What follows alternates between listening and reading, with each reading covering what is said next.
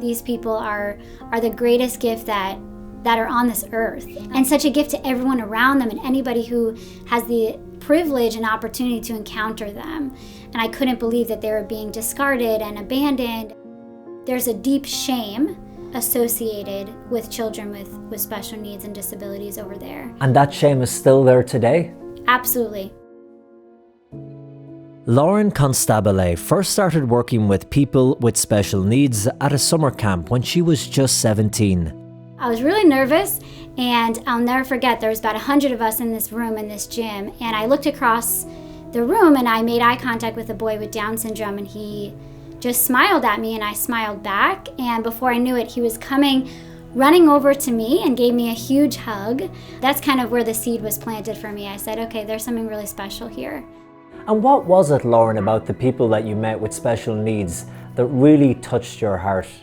I think it's the pure intention and the genuineness. I say, like, they have the superpower to read hearts in a way that others don't. Lauren knew she wanted to be involved with the Down syndrome community, and so offered to volunteer at a special needs orphanage in Nicaragua, where she realized that people with Down syndrome could sometimes be treated very poorly.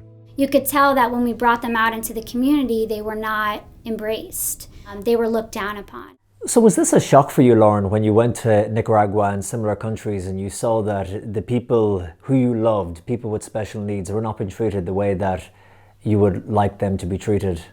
I actually cried. I was really sad. I couldn't get it out of my head. It was like that God had planted another seed then for mission. So not just special needs or Down syndrome, but mission and helping people that don't always have the resources to help themselves.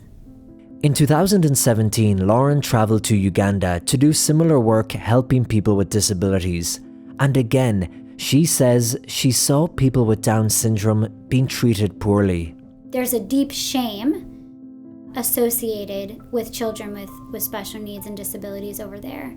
Especially with Down syndrome, it's physical, so you could tell on their faces that something is different. And so because of that, they treat them differently. They don't have the access to resources that the rest of society has.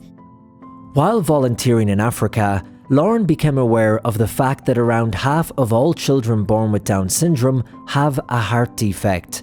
Typically, this means they are born with a hole in their heart. Now, surgery is available to correct this, but normally it has to be done before the child is around 6 months old, and it's very expensive, approximately $10,000 to $15,000.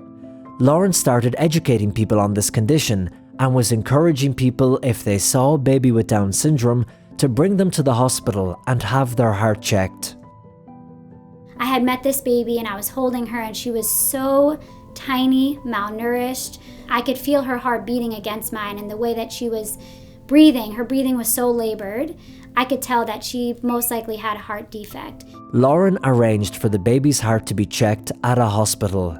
And it had turned out that she had 3 holes in her heart. And so once again, then I said, okay, we're gonna help her. Lauren was then able to help identify another child with Down syndrome who had the same heart condition and needed an operation. So back in the United States, she launched a campaign and raised the money needed. But there was a catch. Because of the level of risk involved in the procedure, they found it difficult to find a cardiac surgeon. So I had been praying, and Mother Teresa is just a personal inspiration to me, and just the way that she served the poor and her love for people, and especially those that are discarded and seen as unvaluable. Her prayers were answered when the girls were accepted into a hospital in India. The founder of that hospital is a man named Dr. Devi Shetty, and he is a cardiac thoracic surgeon, but he was also Mother Teresa's personal cardiologist for the last 5 years of her life here on Earth. I knew, okay, we're supposed to go to India. And the 2 children who went with you to India, one received the operation from the cardiologist, the other did not. How are the 2 children doing today? The older baby passed away actually this past year, so she was 5. And the younger one had a lot of complications afterwards and passed away right before her 2nd birthday. And so even that just gives me even more purpose to do this. Although the first 2 children sadly didn't make it, most likely because they hadn't been able to get the surgery in those crucial first few months, Lauren was determined not to be discouraged. And so she established a charity called Hearts of Joy to fund these operations for children with Down syndrome and help their families. And since 2018, they have funded operations for 35 babies with Down syndrome who are all doing well today. And for Lauren, this is just the beginning. And you're sure of this, Lauren? This is the Lord's work that you're doing?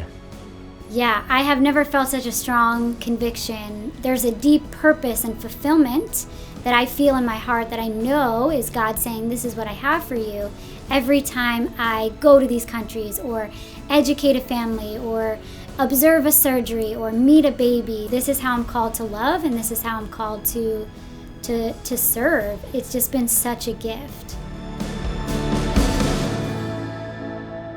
Colm Flynn, EWTN News In Depth.